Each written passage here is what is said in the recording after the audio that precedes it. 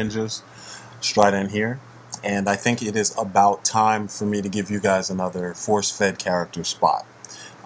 It's been a while and I apologize, but you know, there's a lot going on. It's been really hot, so if you hear the fans in the background, I apologize, but it's burning up out here. I mean, it's not that hot yet that I need my AC, but it's just hot enough that we need the fans. But anyway, today we're going to talk about a character that is one of my favorites, a character that I have been a fan of pretty much since I learned how to read, which was, you know, obviously a long time. And I know all you smart asses out there are going to say, when you just learned how to read? Nah, I'm talking about since I was like 3, 4, something like that. Since I realized that, you know, comics are something I want to be involved in. And I'm talking about Batman. Batman's been one of my favorites since forever, and it was funny because there was a point in time where he was not the most popular character out there. I even liked him back when the Adam West show was the only live-action version that I could watch because we didn't have the movies yet.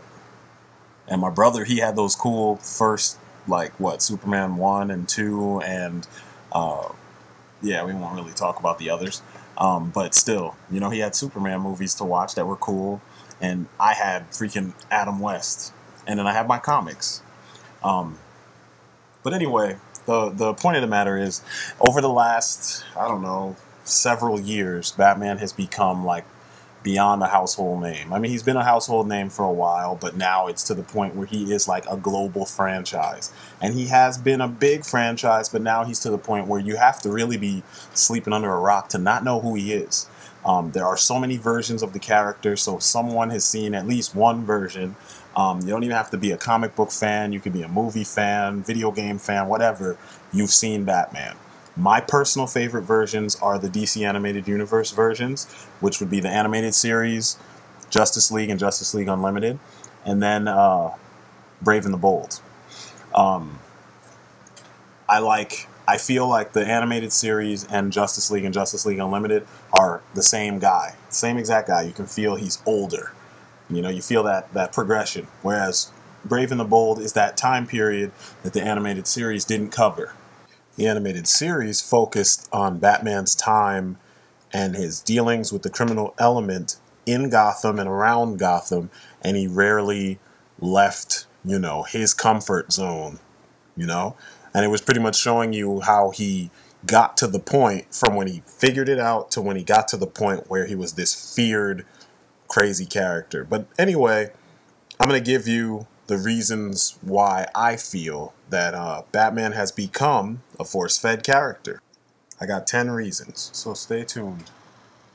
Alright, I'm going to start out by saying, you know, as much as I love Batman, he's the biggest money maker, so money, the fact that he pulls in so much money, is his greatest power.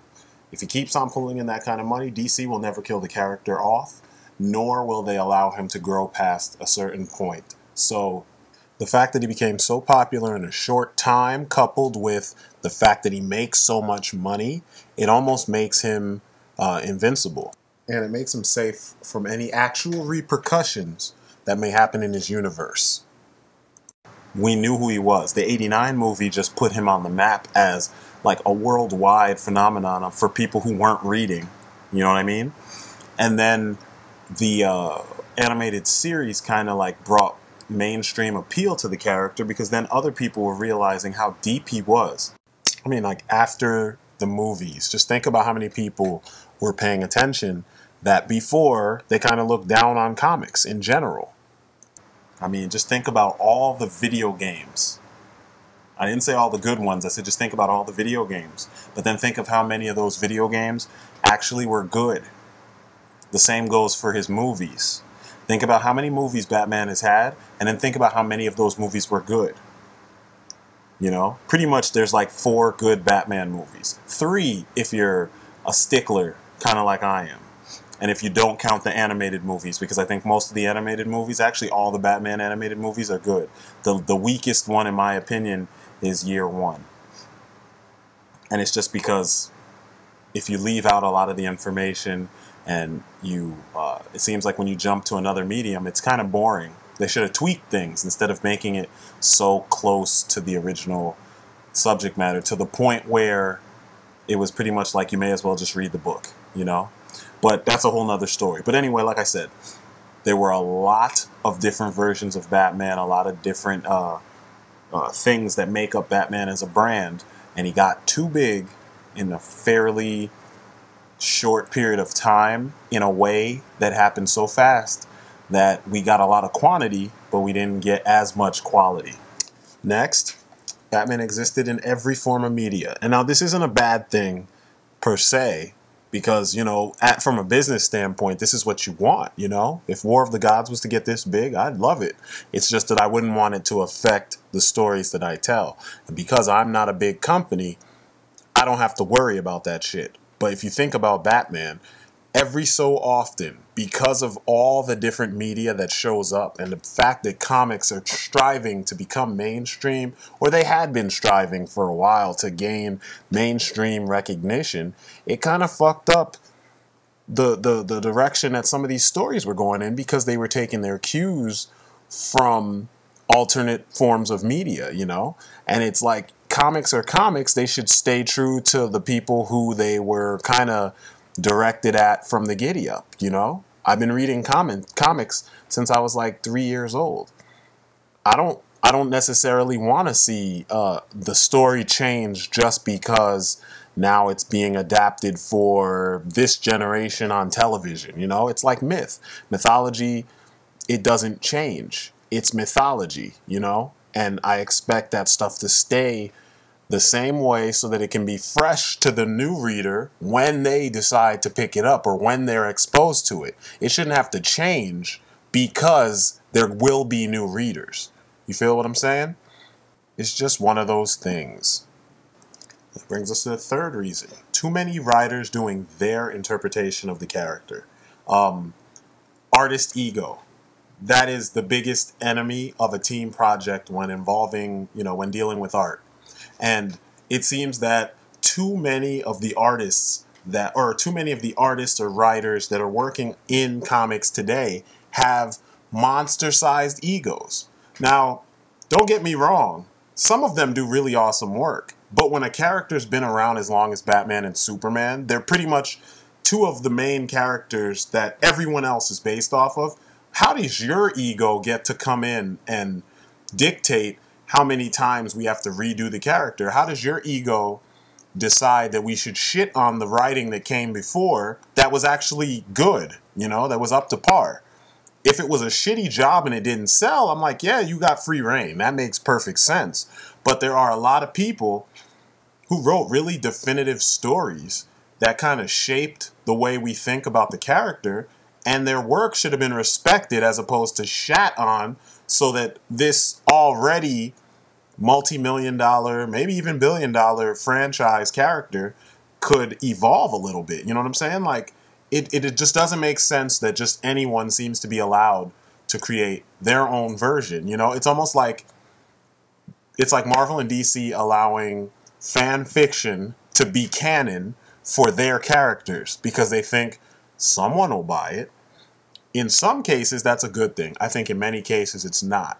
Once again, these characters, they are the pantheon of quote-unquote, like, heroes and gods and whatnot that we're supposed to, I shouldn't say gods, but they're you know, we hold them in that regard, because there are some people that read comics religiously. Not some, tons of people. So, just like I said in the previous portion, or previous point, this is like modern myth. You can't keep changing things at a basic level. You know, Batman should have the same origin. He should have the similar attitude across all media. I don't give a shit what you think he should be. At this point, he's almost a fully realized character. He should act a certain way no matter who writes him, because we have countless examples of who he is. It shouldn't be up to the writer to come in and create a whole new attitude for the character to the point where he's missing details that he should miss. You know, the world's greatest detective is missing shit. You know what I'm saying? Or, you know, all of a sudden, Batman is the most ultimate martial artist of all time, and everyone else is subpar in comparison. I like the fact that Batman knows how to fight, but doesn't that, if you make him you can't be a genius at everything, I guess is what I'm saying. And a lot of writers, they've taken it upon themselves, because they like these things, to just imprint that on Batman. So now you get a kind of a MacGuffin version of Batman, you know? And I don't think that it's the best way to deal with a character. Your characters, once you've established how the character should be, it doesn't matter if you have 2 writers, it doesn't matter if you have 200 writers, the character should remain, you know, his personality and attitude and even the way he handles things should be relatively intact all across the board. It should be a rule. I mean, that's technically what editors are there for. And that's not something that's been consistently happening with Batman and the characters in the Bat family. And it kind of sucks. Number 4, we have the movies influencing comics. After Batman 89, DC started getting really hardcore into adopting the movie, you know, the things that worked from the movie into the actual continuity, the current continuity. So slowly, Batman was building up based on the shit that was happening in the movies. And over the years, you would see tropes from the movie just bleed directly into the comic. Now, I understand that as a business, you want to grab at as many things as you can to make money.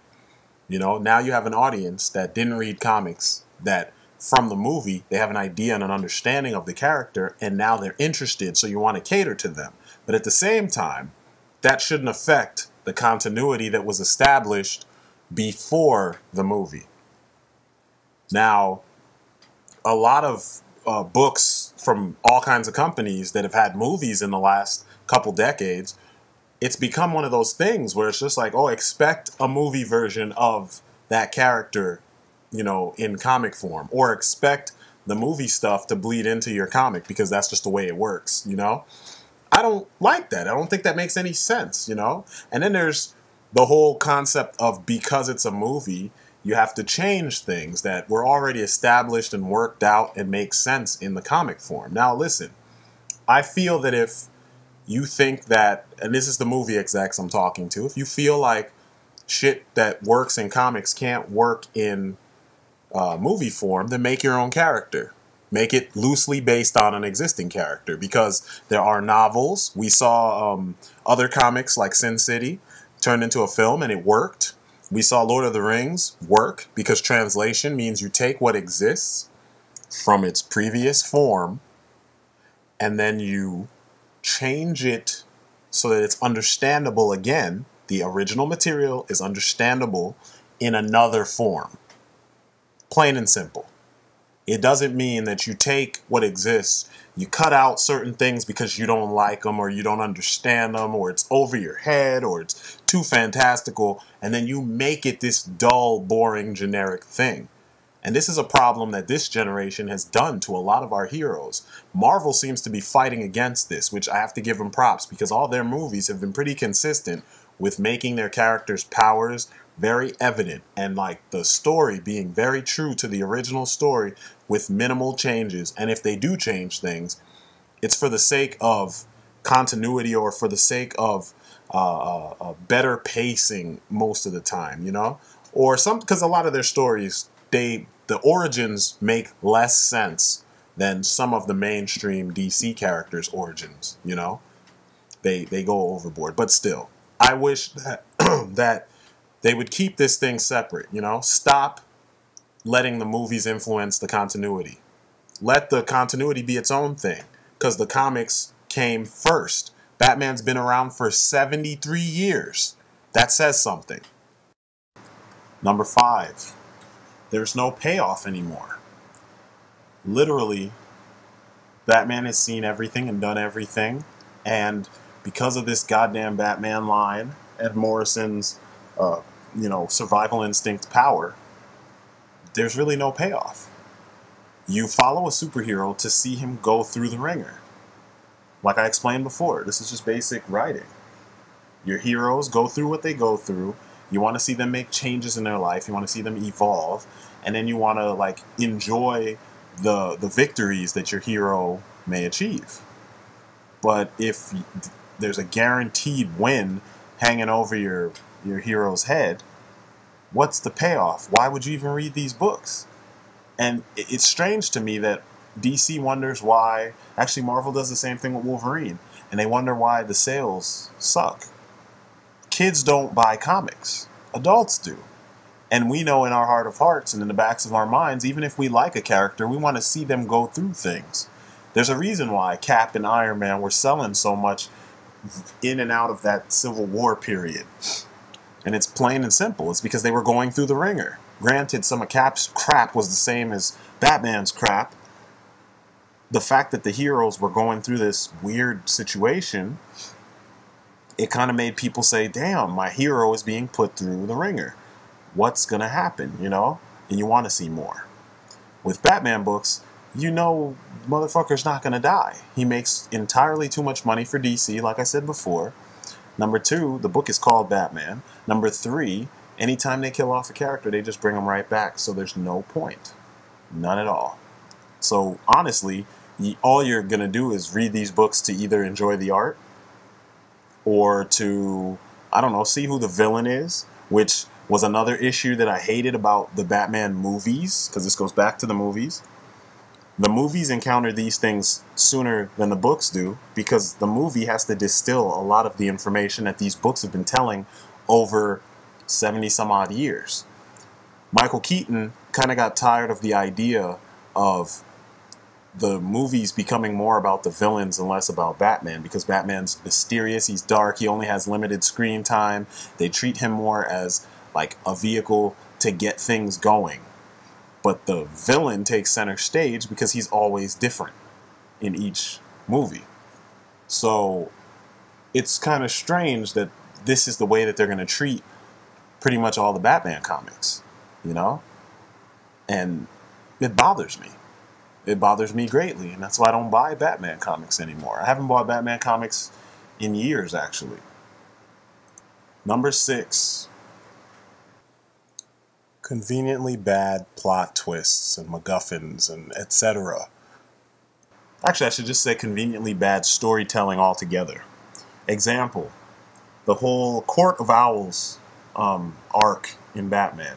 Yes, the artwork was cool. Yes, some of the plot twists would be cool, but you have to remember that you're dealing with the goddamn Batman. If he's the guy who knows everything that's going on in Gotham, if he's the guy who he's watching and bugging everybody's phones, and he's, you know, he just, every situation that's going on is something that's within his control, or he has a hand in it. How could there be this age-old group that's been hiding out in Gotham for years and he just didn't know about them? This is a problem. This is one of those problems that kind of goes back to the too many different writers doing too many different things with the character. If this story was like during Batman Year 1, people would be like, oh, okay, that makes perfect sense because he doesn't know everything yet. He's still figuring it out. But this is regular continuity. So it's supposed to be like the now.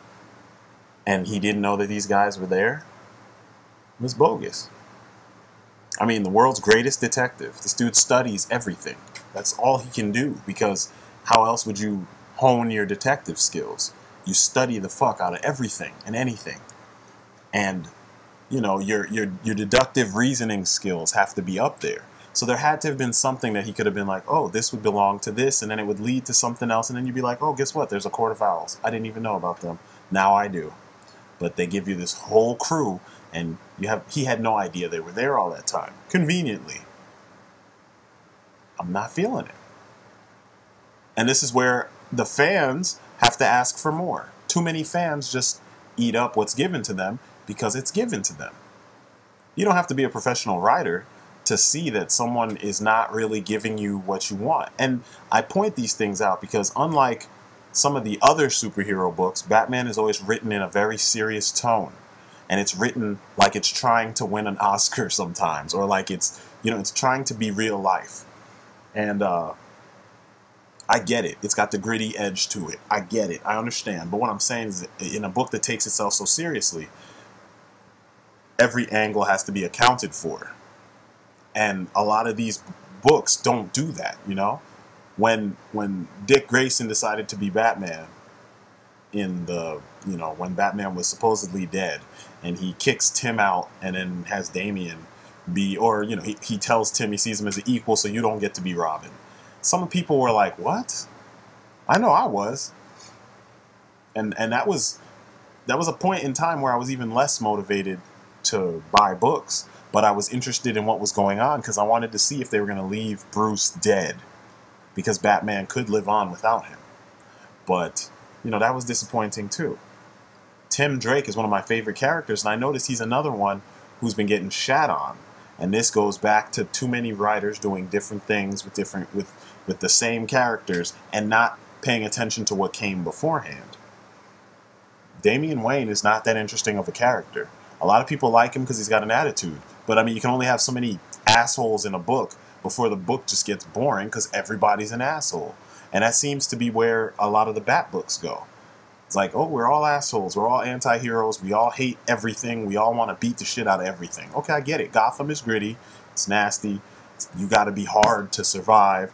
But why can't you have more personality than being a fucking whack job who just beats the shit out of stuff? And then you miss the important things that would have given you or helped you earn the title of world's greatest detective, or boy wonder, or whatever. You miss all that stuff. So it's like, how did you even earn these names? I guess you used to be the world's greatest detective, or you used to be the boy wonder, or you used to be whatever, there needs to be more consistency, and it's lacking horribly. And, until they get this, it's just always going to be like that. And these days, this is what's endangering comics as a medium. So, I don't know what else there is to say about that one. So anyway, on to number 7. Next, we have fear of actual legacy. Now, when I say legacy, I'm talking about Bruce puts down the cowl, and someone else picks up the cowl, or cape and cowl, I'm sorry. Someone else picks up the cape and cowl and decides to carry on the mantle of Batman. Now, it's funny because the animated series went through the entire gamut of Batman's proposed life. You started out with Batman the Animated Series, which chronicled from the day he decided to put the costume on till a little bit before he got old, a little older. By the time the show closed, you have an older Batman. Then you had Batman Beyond that went back and told you the story about why Batman finally quit, besides, physically quitting. In the comics so far, you've had Dick occasionally put on the bat suit, but you didn't have like a definitive Bruce is done. Bruce is dead, or he gave up, or he's old and it's done. Instead, they keep beating around the bush. And I understand Batman is DC's moneymaker, but it's not necessarily the character. It's the look of the character and all the things that kind of help make up this character. It's not necessarily that it has to be Bruce Wayne. Batman book sales usually tell the tale. I think personally, Tim would be the best suited to be Batman. He's the best detective of all the, the Bat family characters. And a lot of things that it seems like, a lot of stories that were written for Batman in recent years would have worked better if it was for Tim. Like the Court of Owls story, I think would have worked better if they were going up against the Red Robin. Because, I mean, there's room for error when you're that character. But there's not so much room for error when you are the Batman, the real Batman. But anyway, all I'm saying is they need to have faith that the character, the mantle of Batman, could live on and still make money if the writing is sound and you put another person behind the cape and cowl, and let Bruce rest. He can't perpetually be 30 for 70 plus years, Give it a fucking rest. Let someone else shine for a little bit. Letting fan opinion write books. Now, let's face it. We know that a lot of the companies out there, mainly the big two, they're running out of ideas for these old heroes. So what they do is they listen to what the fans say. They check out what fan fiction is going around. They check out, forums and whatever, all these posts on various comic-related websites, and they hear what the fans are saying, and a lot of writers take their cues directly from that. And I think it's a bad idea, because let's honestly face the facts. Fan fiction is just rarely ever as well done and as good and well thought out as the professional stuff. Even though these days professional comic book writing is lacking, still, fan fiction is rarely as good as that stuff. There are some exceptions, but I think that's a no-no. These companies are paying professionals to do this stuff. They should stay away from that kind of stuff, unless it's that occasion, that rare occasion that somebody wrote a really well done story that could actually fit into the universe in question, you know? Batman wears too many hats. This is reason number 9. By wear too many hats, I mean they made him the master of everything these days. And I remember there was a time where he actually went to other heroes for their expertise in certain things. These days, he's the master of everything. And it's kind of annoying, you know? I dig it when a character has an idea of what's going on, has knowledge of things, but exists in a world where there are people that specialize in some of the things that this character may encounter and may have knowledge of. In Justice League Unlimited and regular Justice League, they showed you that when Batman didn't understand something, or if the League didn't understand something or needed to understand something, they would go to various specialists.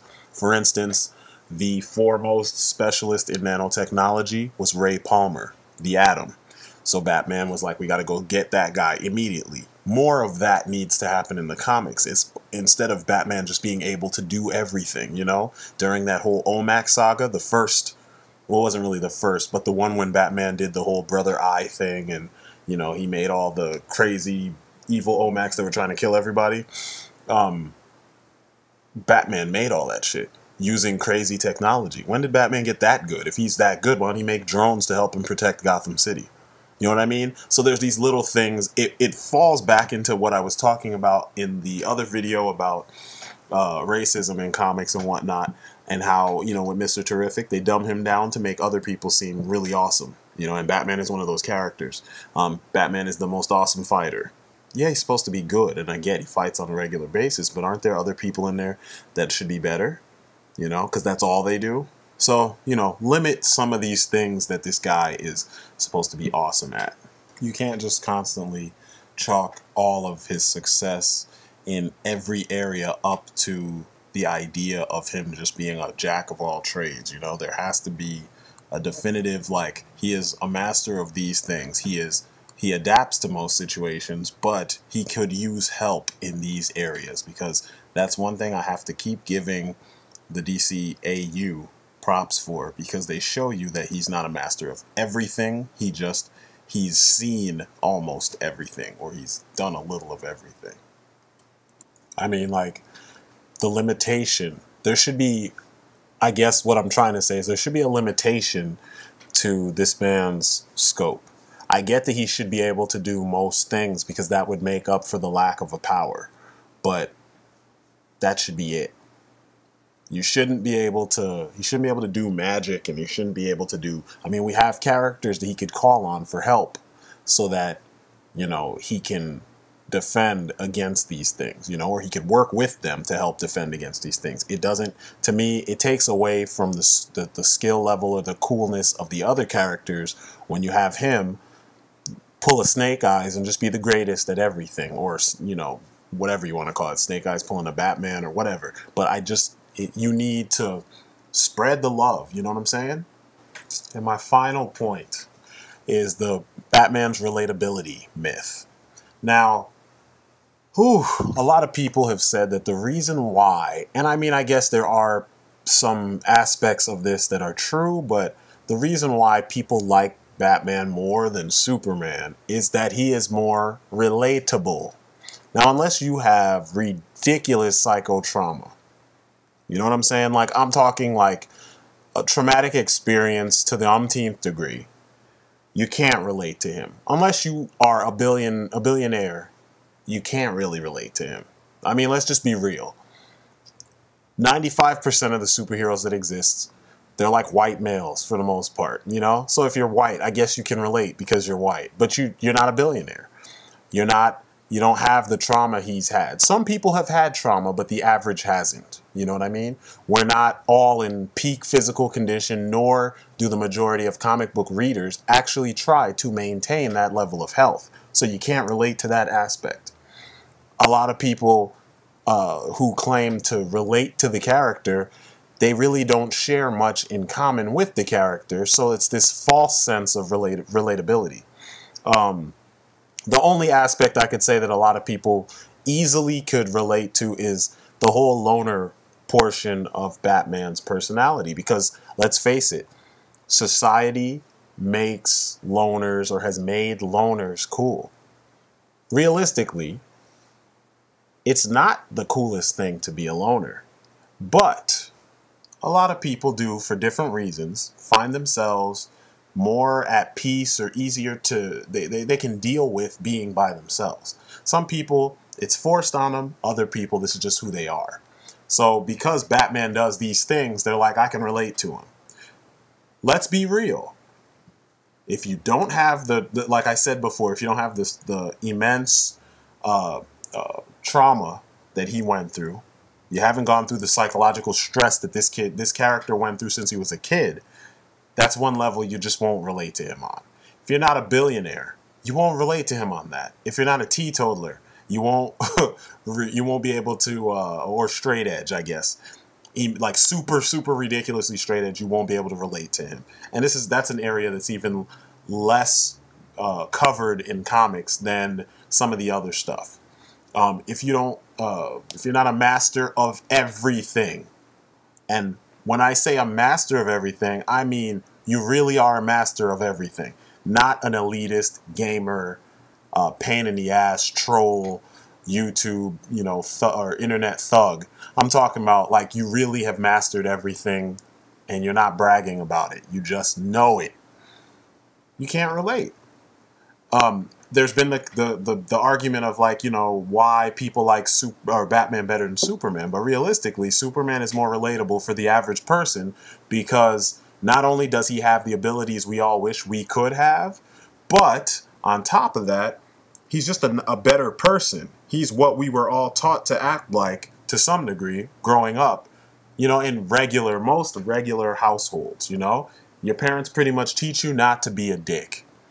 Superman grew up raised with the typical American values that you just don't. It's not even American values only, because a lot of households, my family, like I told you, my mom is Guyanese, my dad is half Brazilian and half Nigerian. Like, come on now. A lot of people from all over the place, they teach this. You know what I'm saying? They teach you to be a better person, be respectful, treat people how you'd like to be treated, help those who can't help themselves. They don't teach you to make more money than the average, live off your parents, and then beat the shit out of the poor people who commit crimes based on the fact that their situation is fucked up. Come on now. If this is the case, then we all should be able to relate to the Punisher, because the Punisher is more realistic in that sense. If you want to go for realism and relatability, his family was taken from him and he went ham. That is more relatable. That's more believable. That's more understandable. Many of us, when we go out and we create our own families, we get married, we have kids, it becomes important to you. And if someone was to come and take that from you, you wouldn't have Batman's strict moral code. Trust me. Trust and believe. Nobody really has Batman's strict moral code. So the myth of relatability is one of the things that kind of added to Batman being such a popular character, such a force-fed character. And I think a lot of the writers, they know this. They realize this. This is why they make stories that are ambiguous as to, how fucked up is Batman really? He's not that fucked up. You would do the same thing if you were in his shoes, according to the way the stories are told. But in reality, we all understand, and we know this in the backs of our minds. We know that we would go past where Batman went, and eventually we'd probably be villains. And that's just that's the truth. It's just realistically how it would be. So anyway, that's been my force-fed character spot on Batman. Yes, it was kind of long, because a lot of these are in-depth points. But I don't know. I already know that many of you are not going to feel me, and many of you will. But you know, I tried to give you a very educated background as to how I got to this point. Many of the things that I'm saying, there are books that, you know, kind of back this up. There is a book called The Psychology of Superheroes, and a lot of these things are mentioned, especially the part about relatability. You know, there's a lot of angles that I didn't even go into here that are, you know, huge points in that book. So, you know, check that out. If you haven't seen Justice League Unlimited or Batman the Animated Series or The Batman or Brave and the Bold, watch them. They're fun and they make sense. Any of the movies that I mentioned, the animated films, find them, check them out. You'll see what I'm talking about. Anyway, I will be back with some more videos. I got some DC-UC stuff to review for you guys, and I think that's it for now. You've been great. Peace.